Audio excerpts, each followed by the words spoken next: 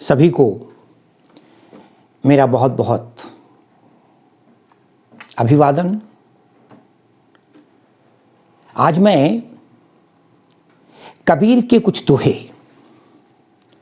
जिन्हें साखी के रूप में विभिन्न पाठ्यक्रमों में प्रस्तुत किया गया है, अनेक विश्वविद्यालयों में, अनेक बोर्डों में गुरु की महिमा के दोहे हैं।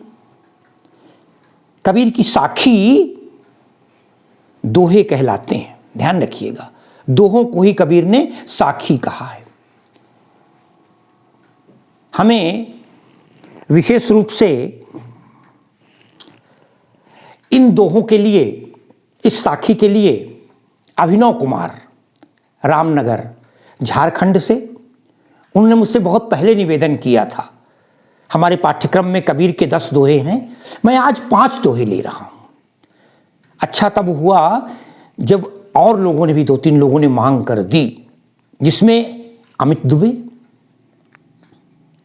प्रणय गुप्ता और मनीष तिवारी, ये 3 लोग और आए और इन्होंने कबीर के दोहों की मांग की।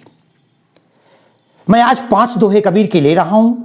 आप कबीर के दोहों में जो विशेषता लिखेंगे वो क्या होगी पहले समझ लें। आसान सामान्य है।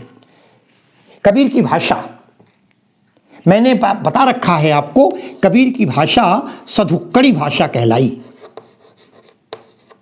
ध्यान रखिएगा, सधुक्कड़ी, साधुओं वाली भाषा। यद्यपि कबीर पर मेरा एक बहुत बढ़िया, जिसकी लोगों ने बहुत प्रशंसा की है, एक वीडियो है, लगभग 25 मिनट का है। पूरा कबीर का जीवन दर्शन, कबीर की तमाम चीजें आपको मिलेंगी। अगर आप कबीर पर कुछ अपने प्रश्न तैयार करना चाहते हैं तो उसे जरूर देखें। कबीर की भाषा, कबीर पढ़े लिखे नहीं थे। मत्स्य कागज छुओ नहीं, कलम गही नहीं हाथ, कहा जाता है। आडंबर विरोधी थे कबीर, निराकार के उपासक थे, ज्ञान मार्ग के प्रवर्तक थे। कबीर मूर्ति पूजा के विरोधी थे। उन्हें समाज का ढंग, रवैया, दिखावा पसंद नहीं था। चूंकि पढ़े लिखे नहीं थे, कबीर ने भ्रमण किया और तमाम 4 भाषाओं के शब्द अपने में समेट लिए और अपनी भाषा में लिखा। कबीर की भाषा को लोगों ने शुरू में खिचड़ी भाषा कह दिया, बाद में उसे पंचमेली कहा गया और अंत में उसको नाम दिया गया सधुक्कड़ी भाषा। तो ध्यान रखिएगा, कबीर की भाषा को आप सधुक्कड़ी भाषा कहेंगे। भाषा ये हो गई नंबर 1। जब शैली लेंगे तो साखी या दोहे, दोहा छंद का प्रयोग हुआ है। हाँ, एक बात जरूर बता दूं, हो सकता है कबीर का कोई दोहा ऐसा हो जिसमें आपको मात्राएं सही रूप से कसौटी पर खरी न उतरे, लेकिन दोहा छंद कहलाया। साखी का अर्थ साक्षी होता है। मैंने कहा था आइए आज कुछ दोहे लेते हैं। हर दोहा गुरु महिमा से ओतप्रोत है जो मैं पढ़ा रहा हूं। कबीर ने गुरु की महानता का, उनकी महिमा का, उसके महत्व का, सतगुरु का वर्णन किया है। दूसरी विशेषता नंबर 3 जब हम लेंगे उस समय इसमें दृष्टांत, उपदेश, जीवन दर्शन समाया हुआ है। कबीर की गुरु के प्रति श्रद्धा व्यक्त होती है। कबीर ने तो पहले कह दिया था, गुरु गोविंद दो खड़े काके लागू पाए, बलिहारी गुरु आपने, अरे गोविंद दियो बताए। आज का दोहा देखते हैं। जो पहला दोहा है, कबीर कहते हैं, सतगुरु की महिमा अनंत, अनंत किया उपकार, और लोचन अनंत उघाड़ियां, अनंत दिखावन हार। ध्यान दीजिएगा, सतगुरु की महिमा अनंत। कबीर ने गुरु नहीं सतगुरु कहा है। सत माने होता है सच्चा, जो सच्चा गुरु है। ध्यान रखिएगा, जो सच्चा गुरु है, जो हमें प्रकाश का पथ दिखलाता है, जो हमें जीवन का दर्शन दिखाता है, जो हमें सच्चाई के रास्ते पर ले जाता है, जो हमें ईश्वर का दर्शन कराता है, भगवान का बोध कराता है, संसार का बोध कराता है, उसे कबीर ने सतगुरु कहा है। कबीर के गुरु महिमा पर बहुत दोहे, एक लंबी कतार है। शीश दिए जो गुरु मिले तो भी सस्ता जान, कबीर कहते हैं। सतगुरु की महिमा अनंत है, उसका अंत नहीं है। इतनी महिमा है, जितना बखान किया जाए वो कम है। कबीर का दोहा है, अरे सब धरती कागज करो, लेखन सब बन रहा है, सारी धरती कागज बना दूं। लेखन सब बन रहा है और जितनी जंगल की लकड़ी है सबको कलम बना दूं। और बोले 7 समुंदर मत्स्य करो, अरे सातों समुद्र में भरा हुआ पानी उसकी स्याही बना दें, फिर क्या होगा? बोले गुरु गुण लिखा न जाए, गुरु का गुण का वर्णन नहीं हो सकता। स्याही कम पड़ जाएगी, कागज कम पड़ जाएगा, पेन कम पड़ जाएंगे। कल्पना कीजिए कबीर ने गुरु को कितना महान स्थान दिया है। कहते हैं सतगुरु की महिमा अनंत है, उसका कोई अंत नहीं है, उसका पार नहीं पाया जा सकता। और उस सतगुरु ने हमारे ऊपर अनंत किया उपकार। ध्यान रखिएगा, शब्दों में भाषा का वो चमत्कारिक मामला है। यद्यपि हजारी प्रसाद द्विवेदी ने कबीर को भाषा का डिक्टेटर कहा है। अनंत किया उपकार, उपकार का मतलब यहां पर उपकार है, भलाई। अरे उस सतगुरु की महिमा अनंत है, अपार है, उसने हमारे ऊपर असंख्य अनंत उपकार किए हैं। क्या क्या उपकार किए हैं जरा एक दो देख लेते कबीर क्या कहते हैं। अरे लोचन अनंत उघाड़ियां, लोचन नेत्र, हमारी हजारों आंखें, लाखों आंखें, अनंत उघाड़ियां, उसने हमारे हजारों नेत्र खोल दिए हैं। आप कहें हजारों नेत्र, नेत्र तो दो होते हैं, लोचन अनंत उघाड़ियां। और बोले अनंत दिखावन हार, स्पष्ट कर देता हूं, अनंत दिखावन हार और अनंत का दर्शन करवा दिया है। लोचन अनंत उघाड़ियां, हजार आंखें, लाख आंखें, करोड़ों आंखें। कैसे साथियों, यहां पर अनंत से, आंखों से उसकी दृष्टि का महत्व है। हमारी आंखें यद्यपि दो हैं लेकिन हमारी दृष्टि असंख्य होती है। आप कहेंगे कैसे? आप अपने पिताजी से बात कर रहे हैं, अचानक माँ आ गई, जब समय माँ की ओर आंखें घूमती हैं भाव बदल जाते हैं। अचानक दोस्त आ जाता है, भाव बदल जाते हैं। पत्नी के सामने होते हैं, आंखें का भाव दूसरा होता है। प्रेमी प्रेमिका के सामने होते हैं, दूसरा होता है। शत्रु के सामने होते हैं, दूसरा होता है। रिश्तेदारों के सामने होते हैं, नजरिया दूसरा होता है। प्रकृति को देखते हैं, दूसरा नजरिया होता है। ईश्वर के मंदिर में जाते हैं, दूसरा नजरिया होता है। लोचन अनंत उघाड़ियां, अरे अनंत देखने का तरीका। अरे सबको देखते हैं, सबको मुस्कुराते हैं, मगर सब में भाव अलग अलग होते हैं। कबीर कहते हैं लोचन अनंत उघाड़ियां, उसने अनंत असंख्य नेत्रों को खोल दिया है। और अनंत दिखावन हार, उसने अनंत के दर्शन करा दिए हैं। अनंत के दर्शन अनेक प्रकार से। बड़ा अच्छा होता है। अनंत कौन है पता है आपको? चले पूछ लेते तुलसीदास जी से, उन्होंने बता दिया अनंत कौन है। वो कहते हैं हरि अनंत, हरि कथा अनंता। भगवान अनंत हैं, भगवान की कथा अनंत है। तो कबीर का ये दोहा बड़ा सामान्य कि सतगुरु की महिमा अनंत है। अनंत उसने उपकार किए हैं, सीधे से अर्थ में उसने हमारी हजारों लाखों करोड़ों असंख्य दृष्टियों को हमें प्रदान की है। और अनंत का अनेक प्रकार से दर्शन करा दिया है, हमें वास्तविकता का पूरा बोध हो गया है। ये था कबीर का पहला दोहा। आइए दूसरे दोहे को देखते हैं। इसको मैं बिगाड़ देता हूं। दूसरा दोहा देखें, सतगुरु साचा सूर्यवां। सूर्यवां, सूर कहते हैं वीर को, और साचा माने सच्चा। कहते हैं जो सतगुरु है वो सच्चा वीर है, सच्चा सूरवीर है, सच्चा शिकार करने वाला है। सच्चा वीर कौन होता है? जिसका तीर निशाने पर लगे, वही सच्चा वीर है। जिसे हम क्यों अर्जुन को कहते हैं, एकलव्य को क्यों कहते हैं? जहां पर, क्योंकि जो व्यक्ति का तीर का मतलब होता है जिस शिकार जिसको चाहते हैं, जहां हम देखना चाहते हैं। अर्जुन ने एक ही आंख तो देखी थी, सच्चा सूर। सतगुरु जो है वो सच्चा सूरवीर है। क्योंकि क्या उसने किया? अरे शब्द जुबाहा एक। अब कहेंगे आप शिकार करता है क्या गुरु? तलवार होती है क्या? धनुष बाण होता है क्या?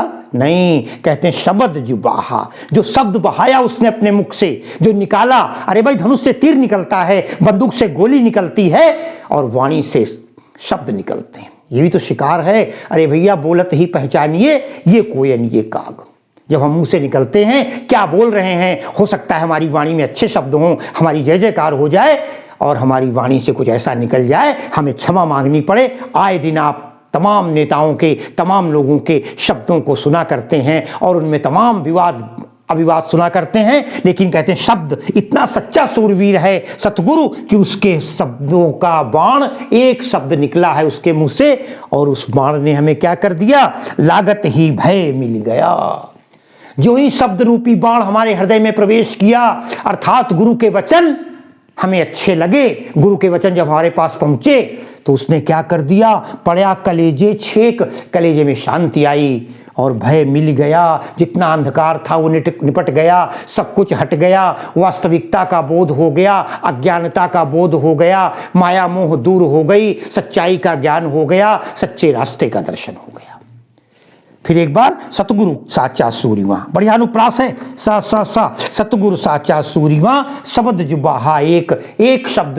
कबीर कहते हैं सतगुरु इतना बढ़िया सूरवीर योद्धा है कि उसका एक, उसके वाणी से निकला हुआ शब्द रूपी बाण हमारे हृदय में हमें महान बना देता है, हमारी विचारधारा बदल देता है, हमारे हृदय को परिवर्तित कर देता है। हमारे हृदय का जितनी कालिमा है, हमारे हृदय में जितना द्वेष है, छल है, वो सब मर जाता है, नष्ट हो जाता है और सच्चाई का बोध हो जाता है।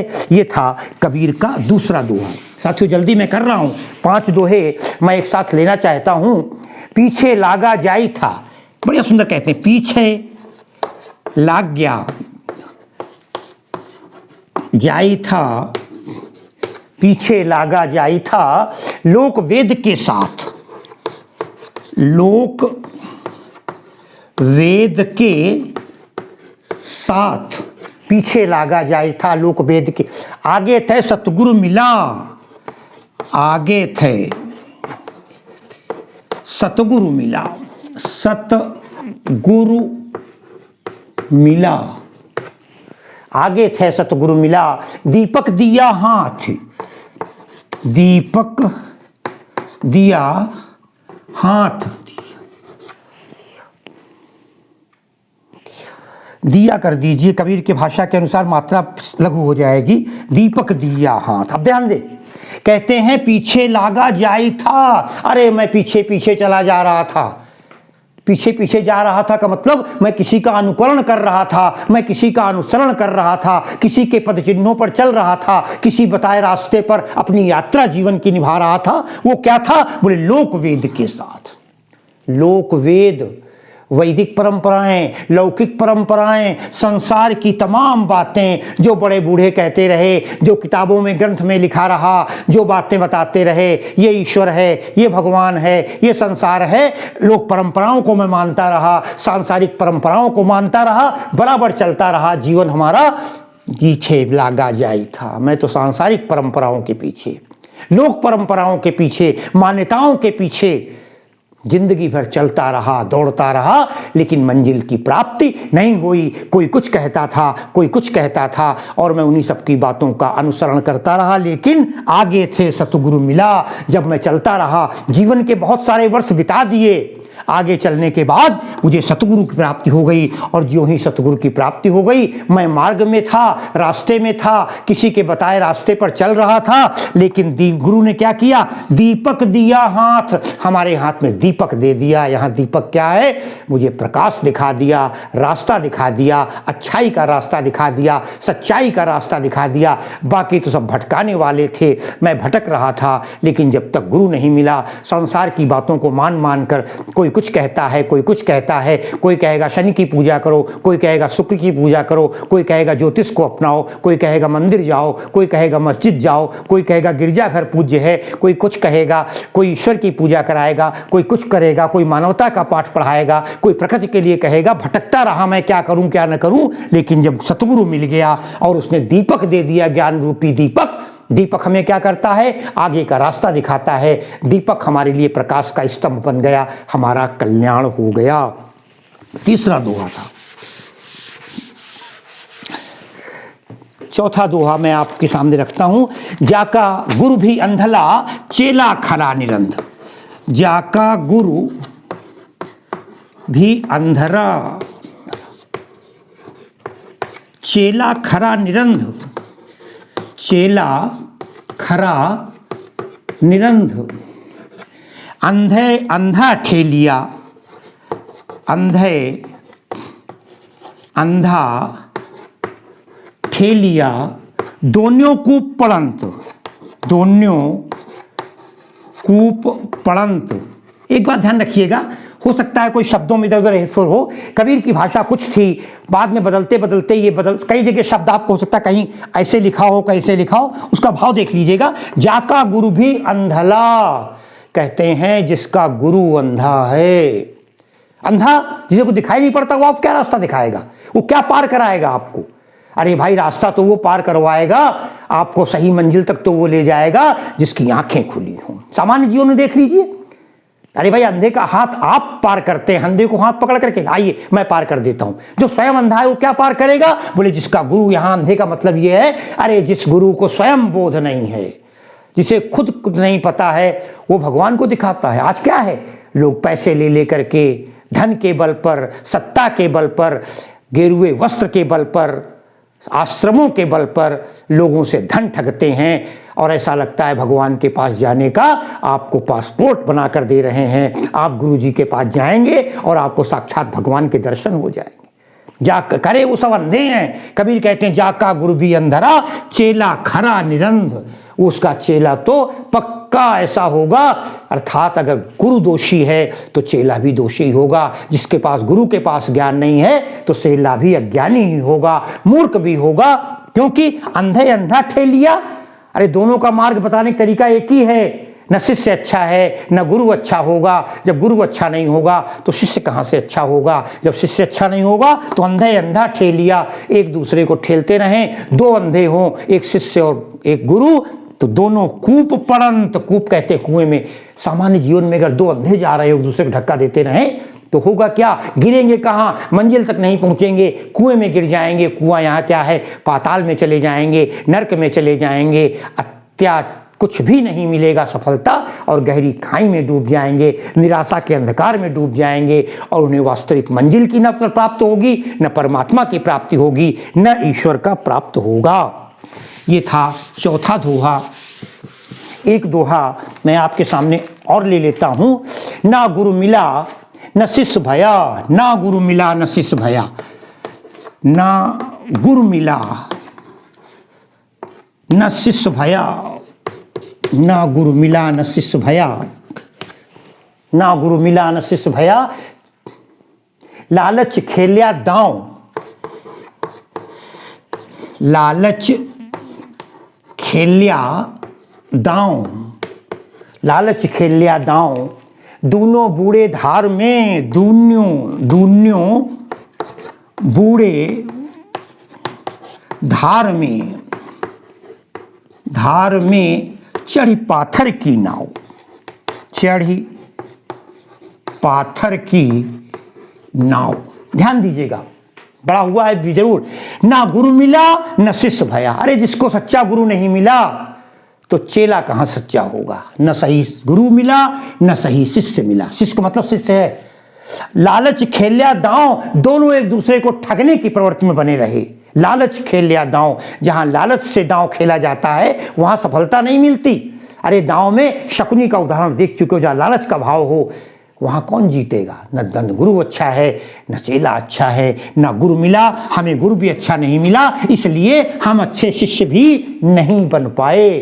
अच्छे गुरु का ही तो शिष्य अच्छा होगा, स्वाभाविक है। ना गुरु मिला न शिष्य भया, लालच खेलिया दांव। केवल लालच का दांव, एक दूसरे को ठगने की प्रवृत्ति बनाते रहे, माया मोह में फंसे रहे, और दोनों बूढ़े धार में, शिष्य भी डूब जाएगा और गुरु भी डूब जाएंगे। दोनों बूढ़े बीच धारा में, अंधकार में, निराशा में, दोनों चढ़ी पाथर की नाव।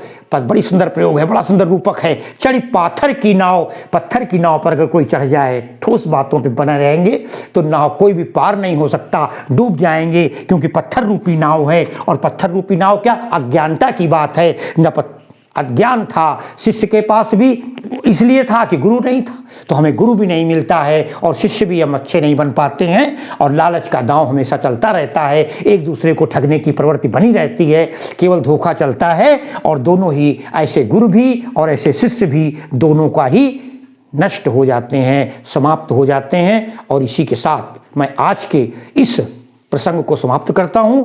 इन पांचों दोहों को तैयार कर लीजिए और अगले वीडियो के साथ शेष 5 दोहों लेकर मैं आऊँगा। बहुत बहुत धन्यवाद, बहुत बहुत धन्यवाद, बहुत बहुत धन्यवाद।